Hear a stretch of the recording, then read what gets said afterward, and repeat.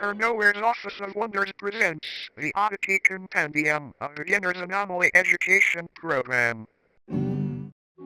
Welcome to the Oddity Compendium. Today, we will be learning about many wonderful and strange oddities that exist inside of, outside of, and around your universe. These strange phenomena can range anywhere from life forms, products, and organizations to even events and anomalous time periods.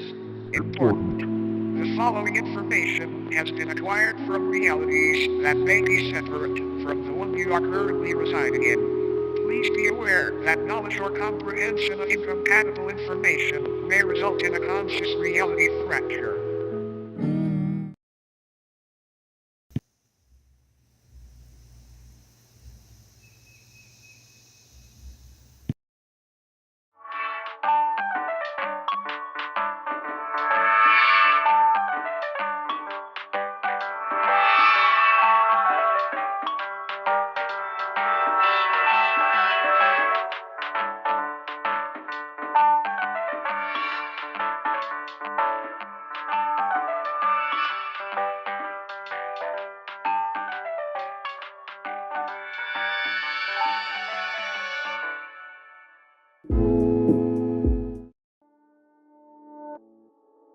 Flesh-heads or mattress folk are a species of parasitic subhuman that highly resemble bedding mattresses. The body of a dormant flesh-head appears identical to a standard mattress. However, slicing the thin sheet-like skin reveals many soft organs, limb-like appendages, and a humanoid head which hides beneath the skin. They were first discovered in the late 1960s when a mattress company was surveying excess storage. Upon finding many seemingly pristine mattresses that had not been sold, they gave them away to thrift shops and people in need. The people who received the mattress folk initially had no issues with faux beds. It wasn't until the air began to warm up that these beds awoke from their uneventful hibernations. The first recorded victim was 19-year-old Alice Digger. She had been sleeping on a flesh bed for roughly 6 months before her sudden disappearance. After noticing the stench of sulfur and rot originating from her bed, her family called authorities, and the inside of the mattress revealed a feasting parasite, several hundred human bones, and a half-digested Alice. The method in which mattress folk sustain themselves is by waiting for the body heat of a host to wake them from their dormant state. Kind of like an egg, but not nearly as tasty. After they awake, they slowly unfold themselves from their soft mattress-like bodies.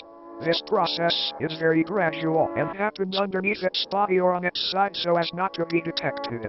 After roughly a month of this process and on a night 17 degrees Fahrenheit or higher, its head and arms fully emerge and pull the sleeping host into its body, where prey is slowly digested. Not much is known about how these sleeping beauties came about, but it is theorized that since they are subhuman, they were once a branch of Homo sapiens that merged with a mycelial network many years ago. Autopsies of flesh-heads' digestive systems have revealed DNA samples from thousands of different people in each instance, some even tracing to people born during the 1600s. Another odd thing to note is that the mattress folk themselves contain DNA belonging to humans as well. One instance shared DNA in a blood type with Napoleon Bonaparte, leader of the French Republic during the time that the mattress folk were assumed to have come into existence. All in all, it might be a good idea to throw out that mattress that feels just a bit too warm lately.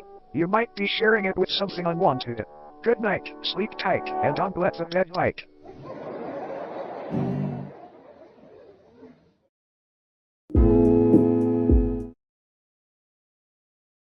The headless macrocosm is a sub-reality nearly identical to Earth save for the fact instead of humans, tail-headless corpses remain in their stead. These corpses, though technically dead, do weakly breathe through the holes in their necks. Their hearts have also been observed to begin convulsing at seemingly random intervals. These beings are identical in appearance to one another aside from physical dimensions, which can vary severely between each corpse. The headless sub-people dwelling in this pocket reality have been observed changing their behavior when humans have physically interacted with them, and apparently gain a level of awareness and vitality when such events occur. There are approximately 2,393 living humans residing in this reality, all from parallel Earth. Every single resident recounts waking up in the headless macrocosm after falling asleep under strange circumstances back in their home realities. No one back in their own parallel homes remembers their faces or identities, which leads to the belief that this place could be a form of anti-reality. A waste compartment of the universe used for aspects of reality that are useless or harmful to existential fabric. The humans that live in the headless macrocosm are assumed to be taking shelter in abandoned structures and banding together to search for plant-based food during the warmer times. Fun fact. Humans have coined multiple terms and nicknames for these headless corpses, such as stumpies, cranes, and ichabodies. Despite this sub-reality being detached from main reality, an incident took place which created a temporary tier between the two. A man residing in the headless macrocosm was walking through a field with a small house in the center. Upon reaching the house, the man unintentionally brushed up against one of the breathing bodies.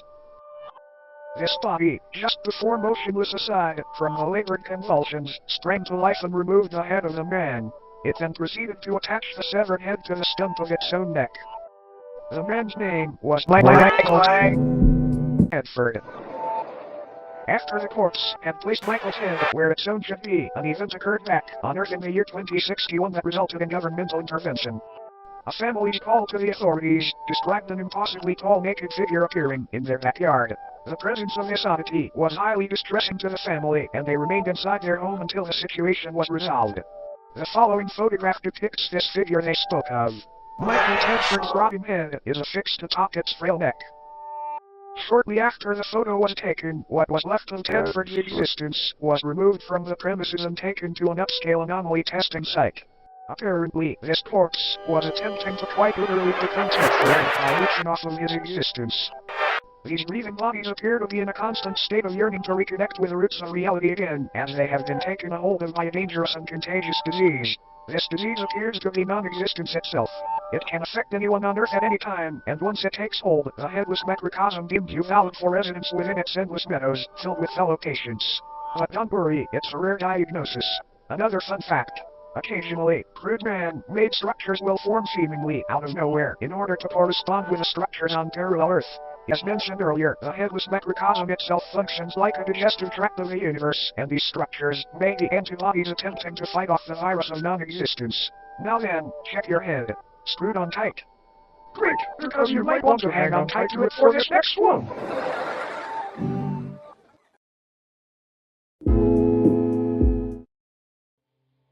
The obelisks of enlightenment are a collective of monolithic beings that are currently residing in different remote locations across the world. Also known as the Fathers of True North, they appear in groups of 1 to 8 and stand anywhere from 10 to 150 feet tall. Each obelisk is levitating just barely above the ground and facing geodetic north. Though most of them reside in remote fields and deserts, they have also been found floating above the ocean within the vicinity of the Bermuda Triangle and even of the Moon. They are moving just ever so slightly and progress approximately 2 inches forward a year. These obelisks are enlightened in the infinitely vast secrets of the universe and are constantly vocalizing the excess information as a means of waste to counteract the overwhelming intake of knowledge.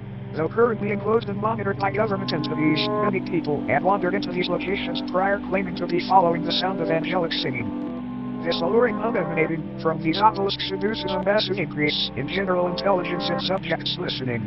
Folklore often refers to the frequency as the song of the divine contour.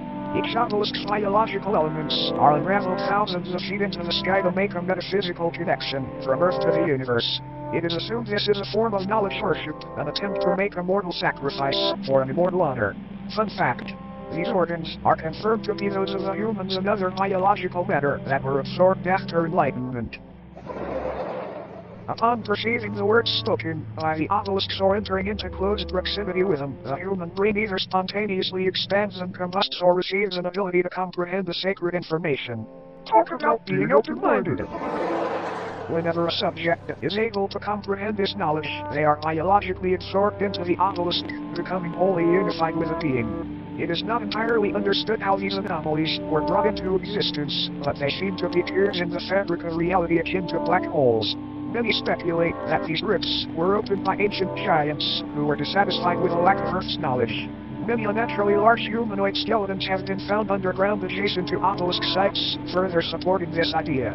When the obelisks made their debut on Earth, they aided in the construction of the pyramids of Giza by bestowing digestible levels of sacred knowledge onto Egyptian pharaoh Khufu after he was lured into the desert by their beckoning chords.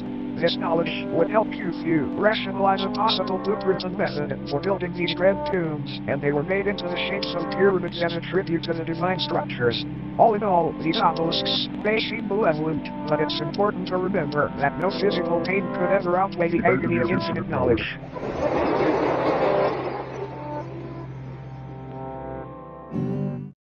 Now, looks like our time here may be almost up. But before you go, it's time for a bonus oddity.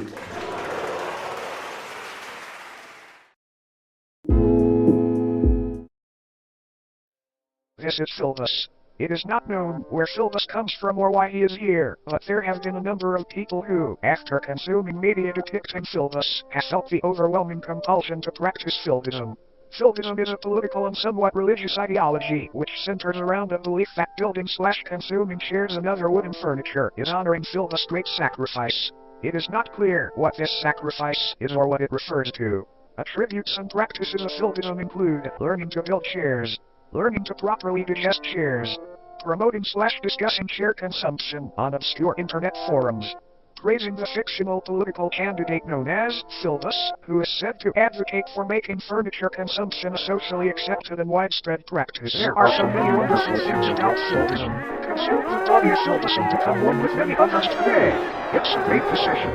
Just eat your share to get started. Any mention of Philbism and elaboration on the subject will eventually result in it becoming a sponsorship or advertisement of sorts. We have no idea how to avoid this, sorry. All Philbists will deny the existence of Philbism when directly questioned about it. This video was not in any way sponsored by Philbism. This is for educational purposes only. Philbism does not even exist. You can sign up for Philbism certification here. Consume the body of Philbus today. Or would you look at the clock? It's just about time for us to part ways. A brief cleansing process will now commence. This purely auditory procedure will ensure you do not come away from this with any ailments from beyond contracted during your viewing experience. Please close your eyes and do not open them until told to do so.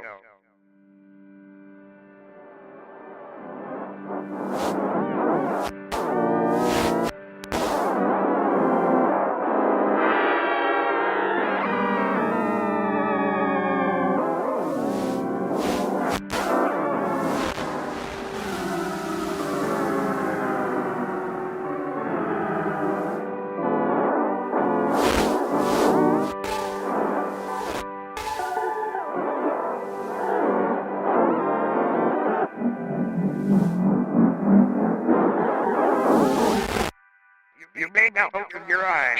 Thank you for complying. Thank you for attending Dr. Nowhere's Office of Wonders. We hope that you enjoyed your stay.